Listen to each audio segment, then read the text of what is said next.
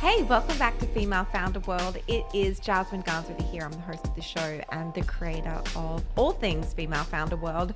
We have a special bonus episode today with Michelle Cordeiro Grant. She was the founder of Lively. We did an episode with her a little while ago, and if you haven't listened to it, I really suggest just going back in the podcast feed and listening to that one first, because she kind of sets the scene. It gives a lot of background around what she was able to build, the size of the business that she was able to build, and why we wanted to talk to her about her second act, which is called Gorgie. In case you haven't heard that episode originally, Michelle sold her first business, Lively, which was a D2C lingerie brand, back in 2019 for $105 million to Wacol. She recently stepped down from the company, from her role as CEO, to move on to new projects.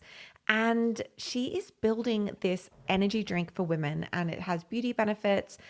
And she's basically trying to take this really male-dominated industry and space and carve out a product and a little universe for women. It is so interesting to hear what she's taking and what she's ditching from what she did at Lively in this new business.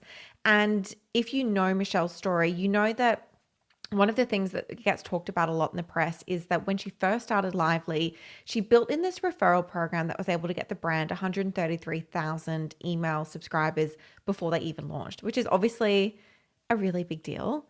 But she talks about what they're doing now, what the referral program looks like now, and how it's more focused on experiences and access and less on actual product, which I think is a really interesting, very 2022, 2023 way about thinking about like brand perks and referral programs. All right, this is a quick bonus episode, but I just wanted to get it in your ears as soon as possible because this launch is happening in real time right now.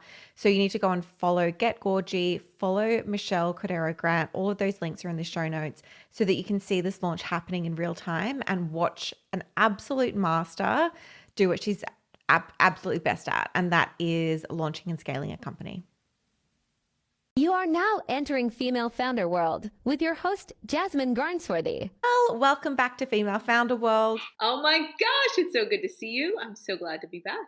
Okay, so we have already gone over everything you've built and done at Lively, and for people who haven't heard the original episode we did with you, they should go back and listen to it first because it'll set a lot of the background and add a lot of context to this conversation. But you already have one successful business under your belt and you are currently launching your second one, which is called Gorgie. Tell us about it. What are you building? Yeah, so I never thought I would be in this industry, but here I am. I'm building a brand, a community where the vibe is making wellness fun. We consider ourselves a brand with benefits, and now we're a beverage with benefits. And essentially what we see is a $18 billion industry, energy specific, energy drinks growing by $1.5 billion this year alone and dominated by Wow. a few players, very male dominated, very male focused, very testosterone driven, yet consumed so much by women. And when I just started seeing these cans in women's hands everywhere I went, it all of a sudden created a fire in me where I was like, whoa, I could really make this fun. I can make this beautiful. I can bring fashion, fitness, beauty, wellness, and fun all in one place. And where are you right now in the process of bringing this brand to the world? Yeah. So what started out as a concept in a mood board in August is now a full-fledged company. August? Yeah. Hold on. We're in December. What? What? I know. I started, You move quick. yes. I started tinkering with different products in June was the first time I was in a lab. And I started with powders and pills and found myself to drinks in August. Came up with the name and the vibe in the end of August, threw it up on TikTok right before Labor Day, went to a trade show in September, hired my first employee November 1st, fundraised, and now we're launching in Whole somewhere in January. Ah. Okay, it sounds like you're having so much fun. I'm just like watching you build this and watching it all on TikTok. Is it more fun the second time around? I'm having so much fun this time around. It's Yeah. like, I was just on our team touch base and we go through these one-on-ones. We talk about one thing we're proud of in our personal lives, one thing we're proud of in our Gorgie lives. And what I said is this time I'm enjoying all of it and I am so glass half Mm. full. It's wild. Like this time with Lively, I was really worried about the things we weren't doing enough of, the things we were making mistakes on, all of it felt like all of the things I was leaving on the table, where this time I'm being so good to myself and hopefully to the team, where it's like, we're going to have mistakes. We don't know really how we're going to achieve next month's goals, but like, let's just laugh our way there. And the universe is like putting it all together. I see 1,000 pieces that were thrown on a table, and our job is just to sit down Indian style and just start putting them together. People that come Yeah. over our shoulders and they're like, try this, try that. We're like, sweet, you must go now. Either sit Indian style and put them together, or we'll talk to you in a few months. And you said that you raised money to get Gorgie off the ground. Talk me through that process. I'm guessing it's a lot easier the second time around as well. Yeah, thankfully we have, an exit under our belts here and, some success. And I've also partnered with a serial entrepreneur from the beverage and snack space, a really awesome guy named Jason Cohen. So, like, bringing in male mentors, I think, is a narrative that we as women have to start sharing more and more. Mm. Men have a front row seat to a lot of industries that we currently don't even, have a place in the room. But I found someone that is a total girl dad, like is so just, I don't know, just a really good human.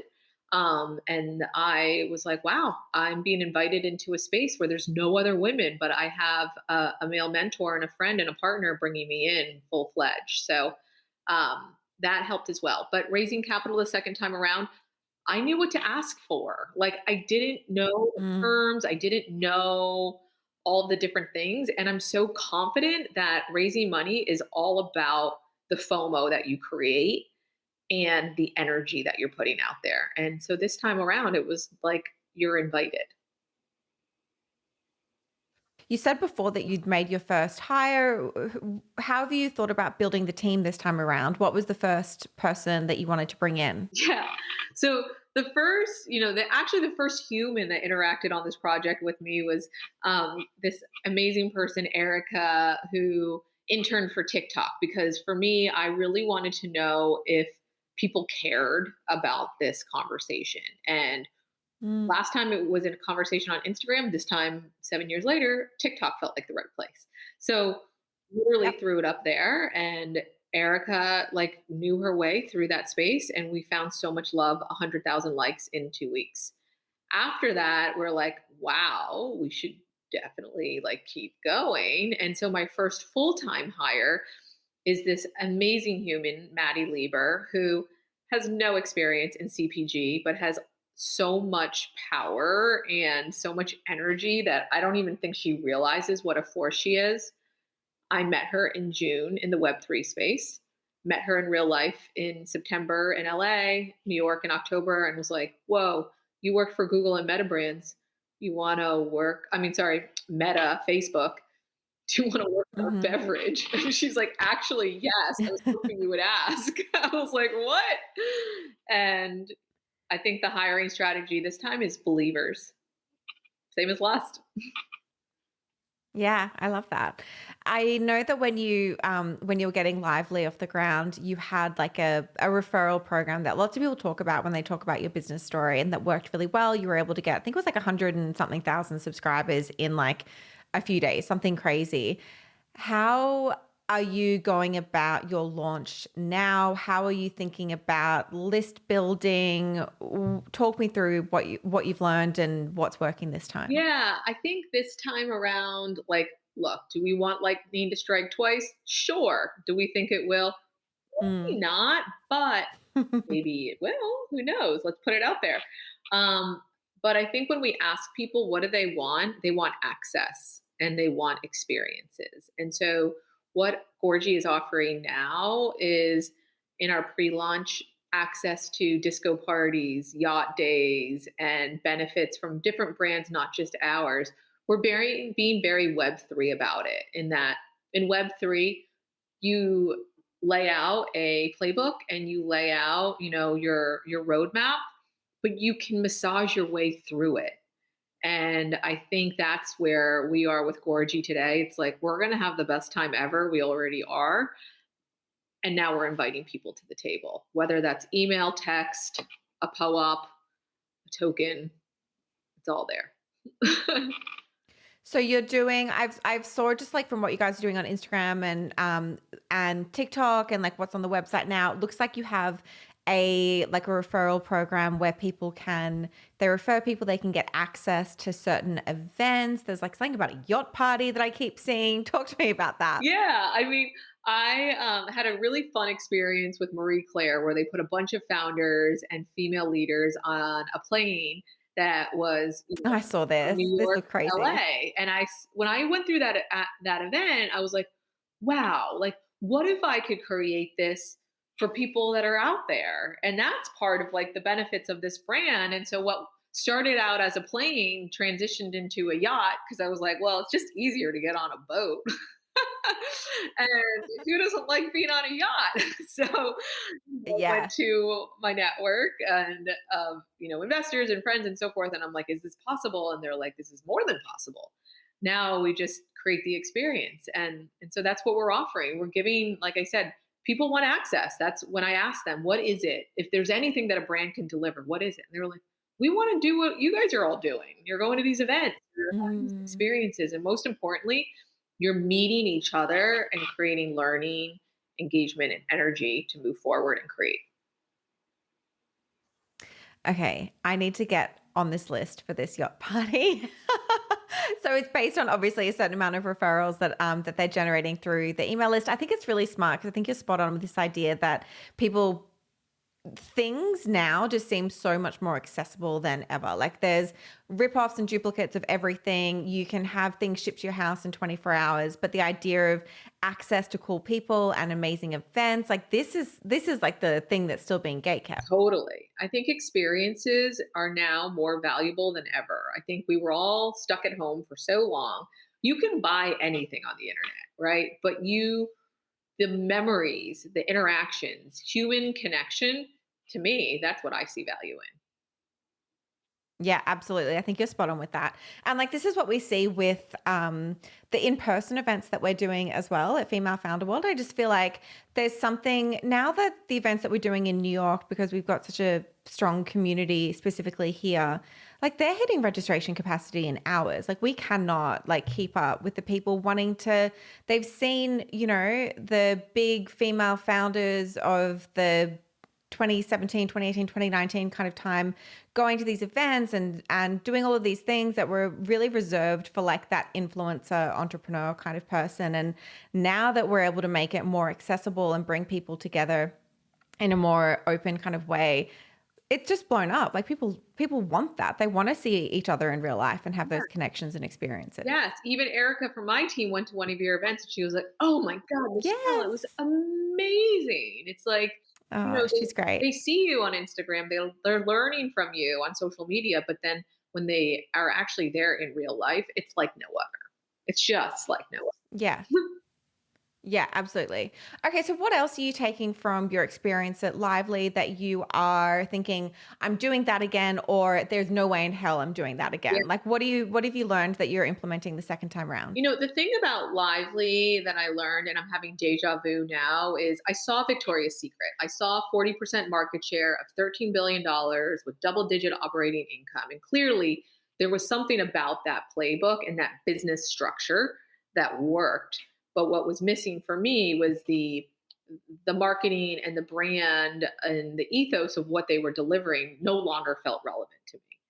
Here I am again looking at Red Bull and all of these other energy drinks that still Mm. dominate a $18 billion industry in the United States, but feel so dated and like irrelevant towards like what we want to be consuming, what can we want to be holding, what brand we want to be connected to. So in my mind, it's like, well, it's all there. We take the same business approach.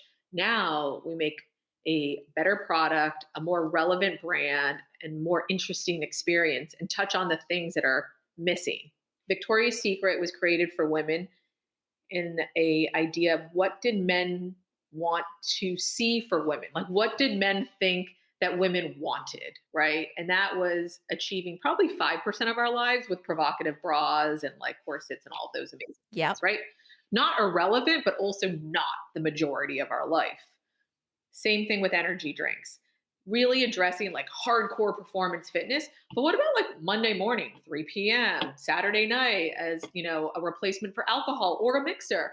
What about just like, I don't know, it's the middle of the day and I have to get on a Zoom. I'd like a little bit of green tea with a mix of L-theanine and some biotin for skincare. Like everything that we've learned in beauty, now applying to beverage, everything I learned from working at Victoria's Secret that I applied to Lively, I'm doing here.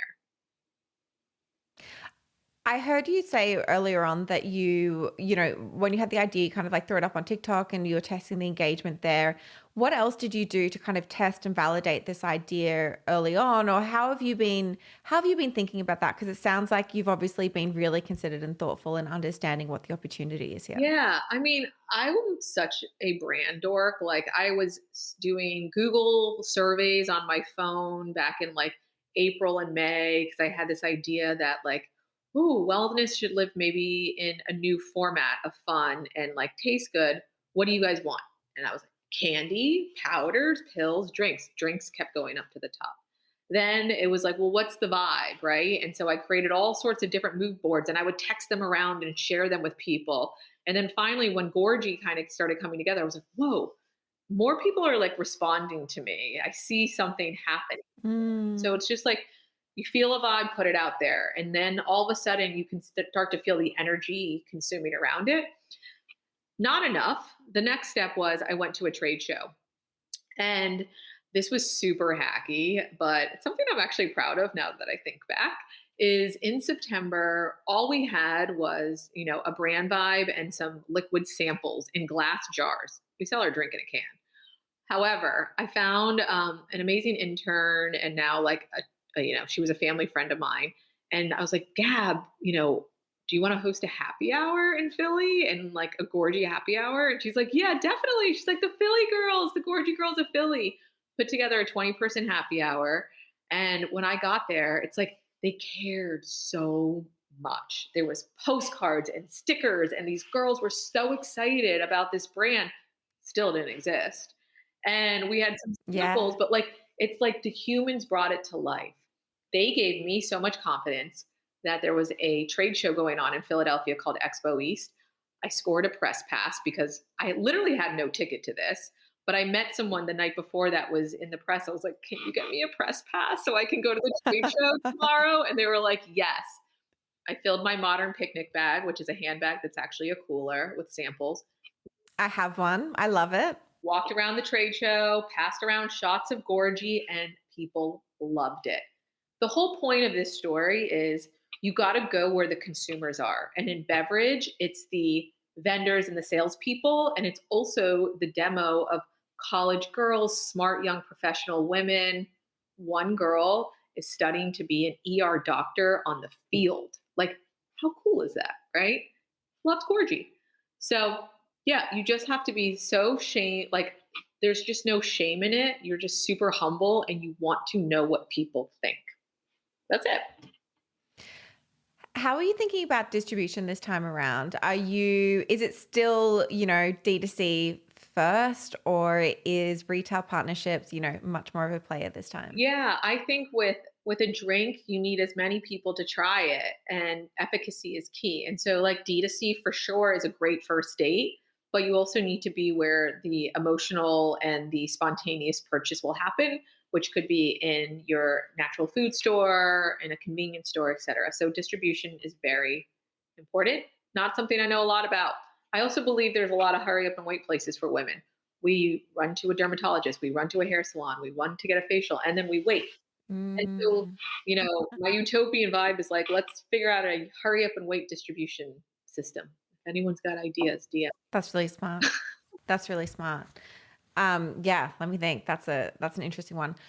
last time we spoke to you, I asked for a resource at the end of the show, and I wanted to ask you again just to see if your answer is, if you've got anything different and anything new that's kind of been helping you this time around as you've been building the business that you think other people who want to do what you're doing. And I love how like big you think, you're just going for it, and how quickly you've acted, and how just like quickly and high impact this launch has been. And I want to know if there are any resources you think folks should check out to help them do the same kind of thing. Yeah, look, your brand's only as big as you make it to seem in the beginning, right? So, like, number one, swag people, like you printing. You can get a cooler and stickers and postcards and like all sorts of things. And now you've arrived, right? And so, like, put it out there, like physically, is my number one piece of advice because, like I said, Gorgie didn't have a can until about a week ago, but it had swag in September. Mm. Number two resource is Geneva. Like the community that you've created on Geneva, Jasmine, has been like complete inspiration for me. And there's so many other communities on Geneva, but like you have to get the motivation and confidence, even for someone like me who's created a brand, joining your community like got me back out there. I love that. Thank you so much. And honestly, like I feel like I emailed you a few days ago and I was like, people need to know what you're doing in this new brand and they need to learn from you. We got so much from the first conversation. Can we chat? And you're always so open and ready to share what you've learned. And so thank you so much for the time again today. Anytime, anytime. Thank you. Thanks for tuning into that episode of Female Founder World. I love chatting to Michelle. Every time I speak to her, I just walk away with new ideas, and I just feel like, what she was saying about getting your brand like physically out in the world before you have a product is so smart. Why don't we have more Female Founder World merch? We really should get onto that. If you did love it, take a screenshot, share it to your Instagram stories, tag at Female Founder World and at Jasmine Garnsworthy. I'll repost it. I will say thank you, and you will make my day. All right, I'll chat with you guys soon. Bye.